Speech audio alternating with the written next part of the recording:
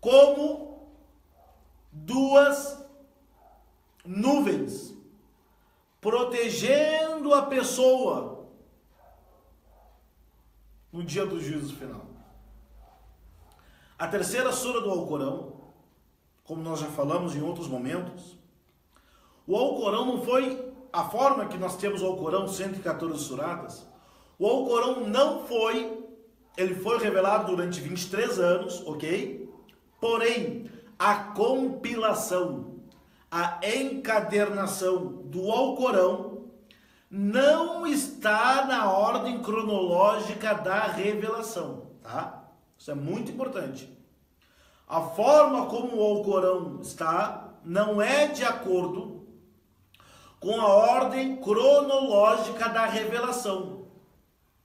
Porque a Surata Al-Imran, a família de Imran, que é a terceira sura do Alcorão, não foi a terceira sura a ser revelada. Ela foi revelada mais de 12, 13 anos depois, 14 anos depois da primeira revelação do Alcorão. Por isso, quando você pegar o Alcorão, está escrito aqui, ó, Sura revelada em Medina, significa que ela passou-se no mínimo 12, 13 anos da revelação do Alcorão para que essa sura ter descido. E ela também não desceu de uma única vez. Ela desceu em partes, aconteceu alguns eventos, teve a ocasião que fez descer a revelação do Alcorão. E isso foi se dando durante todo esse tempo. E na última noite do Ramadã, ou no último Ramadã do profeta de Deus, descia o anjo Gabriel dizendo para ele: coloque esta sura depois daquela, esses versículos, junte com esses versículos em tal sura. Vamos falar então hoje da sura número 3, chamada Ali Imran, a família de Imran. Por que que esta sura recebe este nome, a família de Imran? Esta sura, ela recebe esse nome por causa do versículo 33. Anota. Surata número 3 recebe este nome por causa do versículo número 33. Fala o seguinte: na verdade, Allah elegeu Adão, Noé, a família de Abraão e a família de Imran. A tradução que eu uso hoje é do Samir Haik. Vamos ver a tradução do professor Hilmi Nasser. Ok? Olha só o que o professor fala, o Hilmi Nasser. Eu peço para as pessoas, olha só. Por certo, Allah escolheu Adão, Noé, a família de Abraão, a família de Imran sobre os mundos. A sura Al-Imran, família de Imran, recebe esse nome por causa do versículo número 33. Mas qual é o assunto principal desta sura? Né? Qual é os objetivos? Esta sura, como outras, ela fala sobre o Tawhid. Fala sobre o quê? Tawhid. A unicidade de Deus. O monoteísmo. A crença e a fé que Deus, que Allah é o único Criador, Senhor do Universo, protetor, defensor, agraciador. Ele é o primeiro, não veio nada antes dele, é o último, não haverá nada após ele. Que Deus é único. Portanto, somente Ele merece adoração. Esse é o Tawhid. Essa sura, ela fala então, o contexto geral, ela tem, só para adiantar, ela tem 200 versículos. Tem 200 versículos. E o curioso, que nas faculdades de Sharia, faculdades islâmicas, não é? Os alunos têm que decorar essa sura. Tem que decorar a Surat Al-Baqarah no primeiro ano, no segundo ano tem que decorar a Surat Al-Imran, em algumas universidades, né? Tem que decorar a Surat Al-Baqarah um ano e a Surat Al-Imran um outro ano. É uma sura fantástica, vamos ver agora. Primeiro, esta sura, ela tem alguns objetivos, como eu falei, que é reforçar o monoteísmo, o Tawhid, o conceito de monoteísmo, o conceito de profecia. Essa sura também fala, estou falando agora assim numa ordem de páginas por páginas, né? fala do monoteísmo, ela começa com o monoteísmo. Essa sura ela fala também para a pessoa se preparar para o dia do juízo final. Fala da história de quem? Da família de Imran. Fala da história do profeta. Fala do nascimento de Maria, da Virgem Maria, Virgem Maria. Fala da Virgem Maria. Fala do Zacarias e seu filho João Batista. Depois fala de Maria. Depois fala de Jesus. Fala da crença do Jesus, Isa ibn Maryam, do monoteísmo. Fala que Jesus acreditava em Allah, que ele era seu servo. Fala também, nessa passagem, que Deus o elevou, arrebatou Jesus até os céus. Fala sobre a crença nos profetas. É um desafio para os judeus e cristãos que duvidavam da mensagem. Fala que a religião que Deus prefere, que Deus escolheu para a humanidade é o Islã. Fala também para os muçulmanos se apegarem, né, ao Alcorão e não se dividir, não causar divisões. Fala que a nação islâmica é a melhor das nações, enquanto estiver proibindo o mal e ordenando o bem. Fala também das batalhas que o profeta Muhammad encontrou. A primeira batalha do Islã, chamada Batalha de Badr. Fala também de uma batalha, que essa batalha de Badr os muçulmanos ganharam. Foi no primeiro ano depois da imigração. E depois fala de outra batalha, alguns detalhes da outra batalha, chamada Batalha de Uhud. U-H-U-D. Uhud. Foi uma batalha que os muçulmanos perderam. Fala que tudo isso é teste, provação de Deus para as pessoas. Depois outras páginas fala para os muçulmanos não seguir os passos daqueles que se desviaram. E depois assim vai indo e fala para anunciar boas novas, o paraíso e a recompensa de Allah infinita, para aquelas pessoas que sacrificaram a sua vida por causa dele. Fala também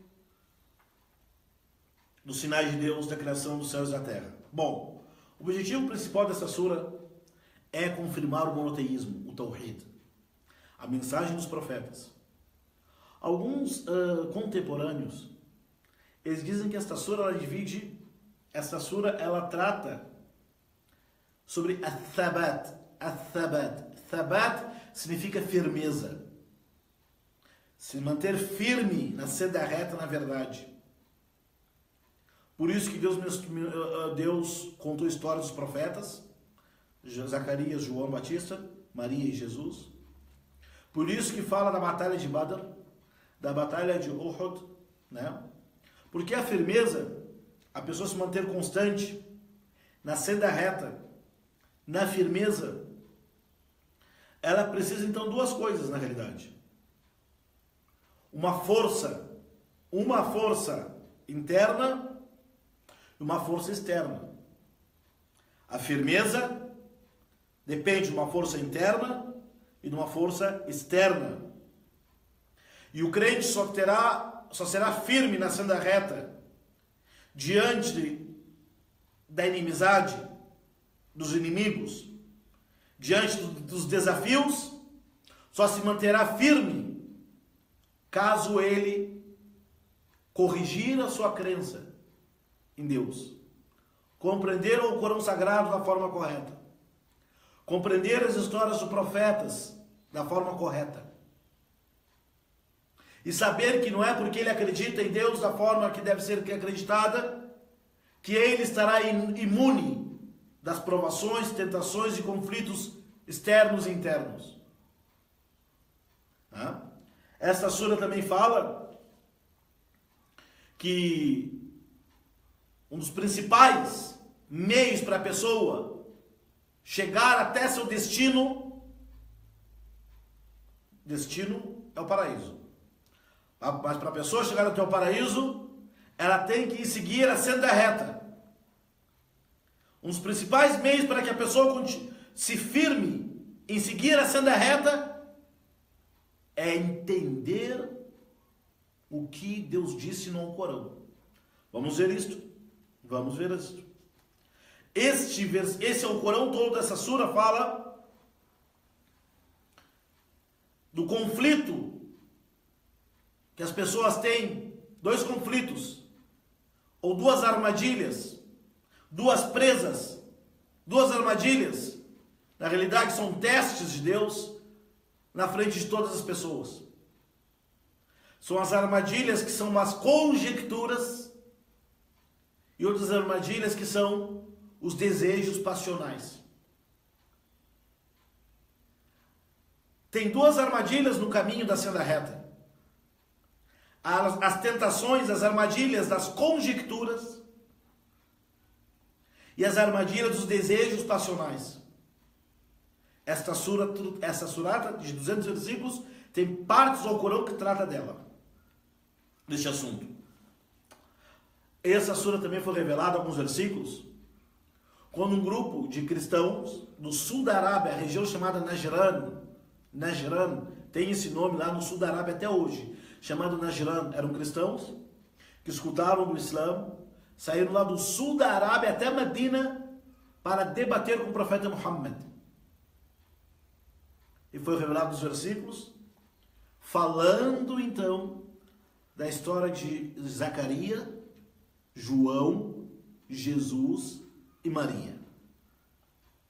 Então, se eu contar para vocês, olha só, do versículo, anota aí, do versículo número 33, do versículo número 33,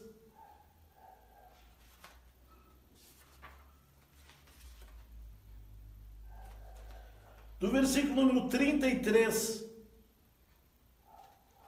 até o 64,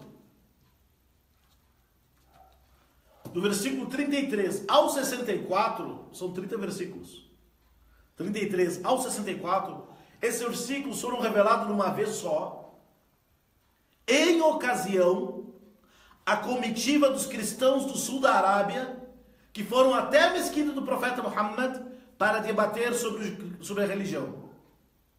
Então, versículo 33 ao 64, da surata número 3, chamada Família de Imran, tá? Foram revelados exclusivamente na ocasião que os cristãos, a comitiva de Najran, estiveram até Medina para falar com o profeta Muhammad sobre o monoteísmo, a mensagem de Jesus. Então Deus, Allah, revelou esses versículos para o profeta Muhammad naquela ocasião, né?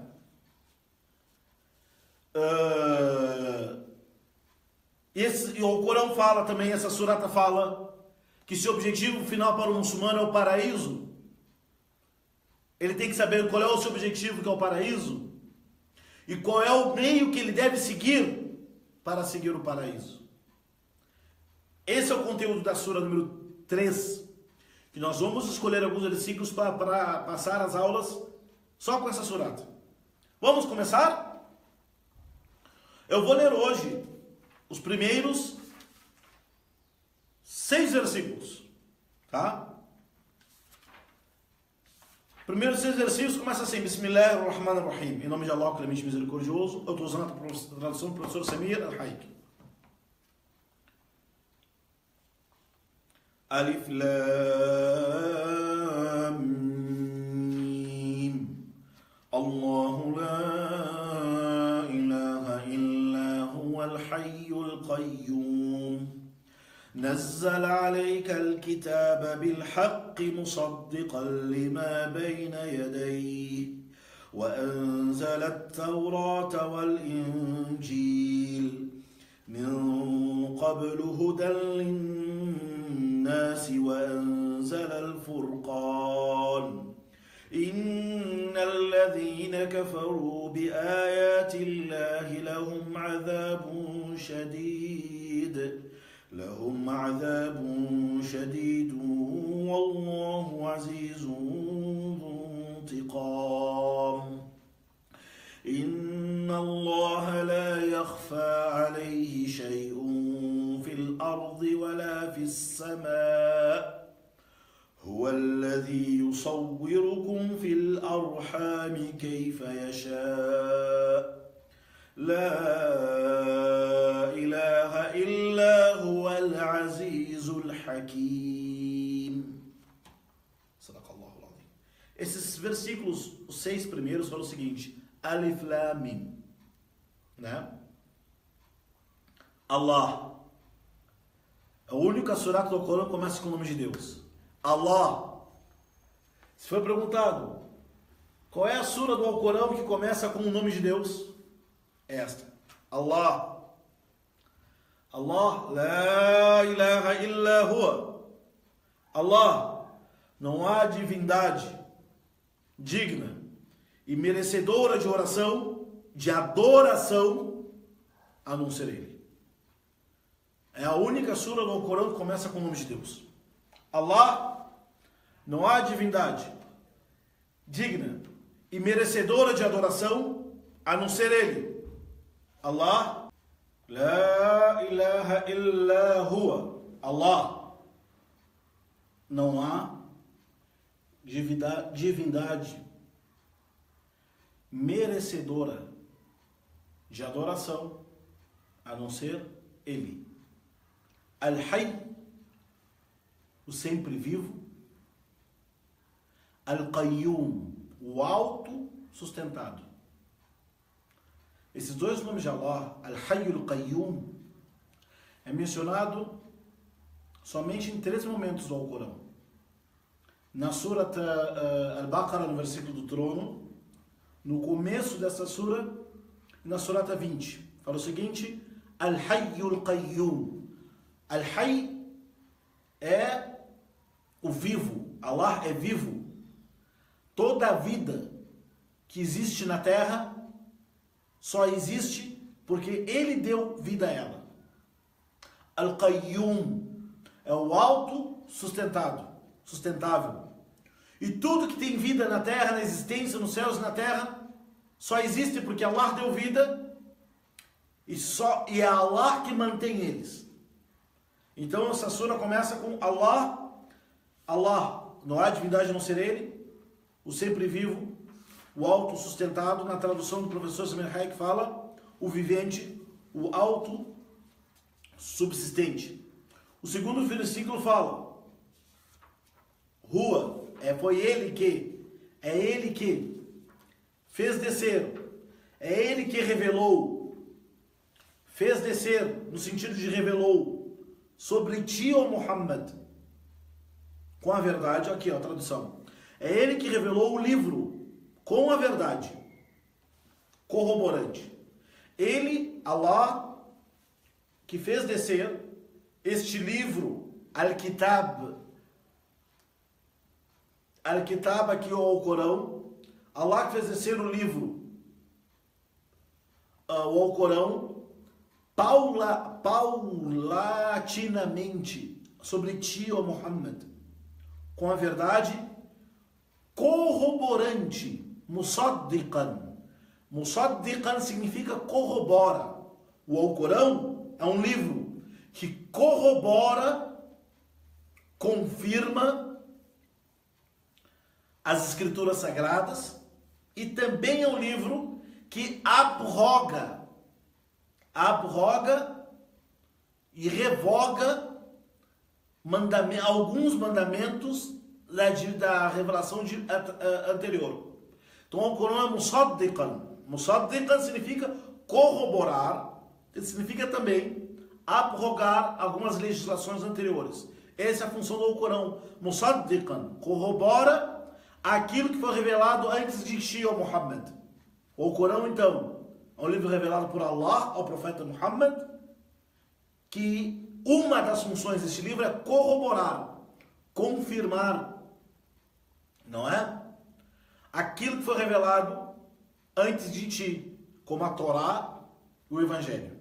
Portanto, o Alcorão, sendo o último das revelações divinas, o Alcorão, se ele corrobora ou não, vamos ver, o Alcorão ele corrobora as escrituras sagradas, ele confirma.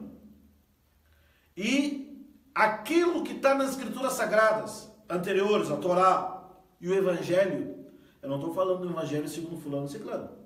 Estou falando do evangelho, aquele que Deus revelou a Jesus na língua de Jesus. Tá? Aquilo que contém na Torá e no evangelho, que está de acordo com o Alcorão corrobora. Se aquilo que está na Torá e no evangelho foge do conteúdo da última revelação, então significa que aquilo que foi revelado antes, que está na mão das pessoas, foi mexido, reinterpretado, traduzido da forma indevida ou adulterado. Essa é a função do livro, que Deus revelou então, com verdade. O Alcorão, ele vai confirmar ou não as mensagens anteriores. E o Alcorão também é o Hudan Linnas, orientação para os humanos, para servir de orientação para os humanos. E revelou ainda o discernimento. O Alcorão, ele é orientação e discernimento. É através dele, é através da revelação de Deus, é através da mensagem divina que a pessoa vai conhecer o certo do errado. Nesse versículo tem algo aí escondido aí no meio. Eu já vou falar. Por ser revelação de Deus, o Alcorão, ele deve ser uma orientação universal. Hudan linnas, para os humanos, para todo mundo. O Alcorão, ele serve de orientação para todas as pessoas. Não somente para os muçulmanos, mas para todas as pessoas. Porém, como fala no começo da Surata Al-Baqarah, quem serão aquelas pessoas que irão quem serão as pessoas que se beneficiarão com a orientação do Alcorão? Aqueles que acreditarem nele como revelação de Deus. E depois fala: Innal ladhina kafaru bi ayatillah. Aqueles que negarem, desmentirem os sinais de Deus. A palavra ayat foi traduzida aqui como versículo, mas ayat significa também sinais. Aqueles que desmentirem, negarem, se rebelarem os versículos de Deus, ou negarem os sinais de Deus na criação, terão um castigo doloroso. E Deus é punidor e poderosíssimo. Allah é clemente e misericordioso, mas Allah também, ele pune. Pune quem? Aquelas pessoas que, após terem sido advertidas, com a sua total capacidade de compreensão, mesmo assim, jogaram fora aquilo que Deus disse, essas pessoas estão correndo o perigo de sofrer um castigo doloroso por Deus. Depois fala no Alcorão: Inna Allah la yakhfa alayhi shay'un fil ardi wala fis sama. Para Allah nada está oculto, seja na terra como no céu. Nada está oculto, seja na terra como no céu. Faz parte da crença em Deus você ter a fé e a crença que nada está oculto, nada é escondido para Allah, seja na terra ou no céu.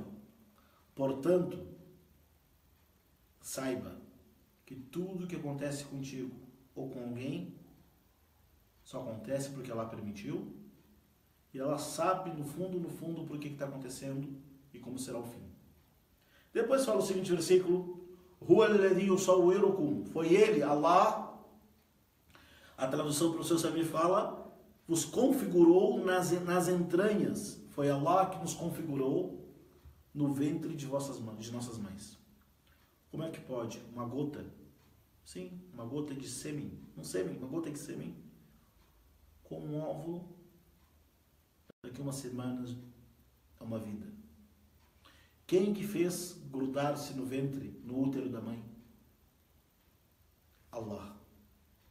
Ele que configura os seres humanos no ventre da mãe, da forma que ele bem querer. Esse versículo é muito, sabe?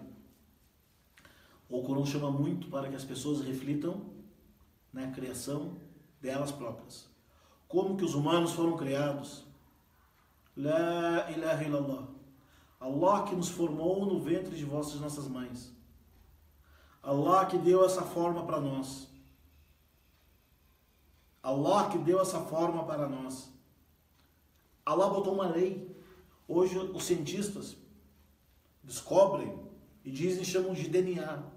Nosso DNA biológico, não é? Tantos da mãe, tantos do pai, somos nós. Quem que fez tudo isto? No ventre das mães? Allah. Portanto, olha o versículo que fala o seguinte. Ele que vos configura nas entranhas, né? Como lhe apraz. Depois que você reflete isto, compreende, observa isto, só resta dizer o quê? La ilaha illa huwa. Não há outra divindade além dele. Ele é o poderoso, o prudentíssimo. Irmãos, na aula que vem, nós vamos tratar o versículo número 7, 8 e 9. Anotem. Versículo 7, 8 e 9 na aula que vem. É muito importante esses versículos. A Sura Al-Imran, ela começa com esses versículos. Alif Lam Mim. Allah. Não há divindade a não ser Ele. O vivente, o autossubsistente. Foi Ele que revelou sobre ti, ó Muhammad, o livro, paulatinamente, com a verdade, corroborando os livros que vieram antes de ti, a Torá, o Evangelho, como orientação e discernimento. E aqueles que negam e descreem nossos sinais, estes terão um severo castigo. E Allah é punitivo. Nada se oculta o que está na terra nem no céu. Foi Ele que vos formou nas entranhas, no útero de vossas mães, da forma que Ele quis. Não há divindade a não ser Ele, o Todo-Poderoso, o Prudentíssimo. Agora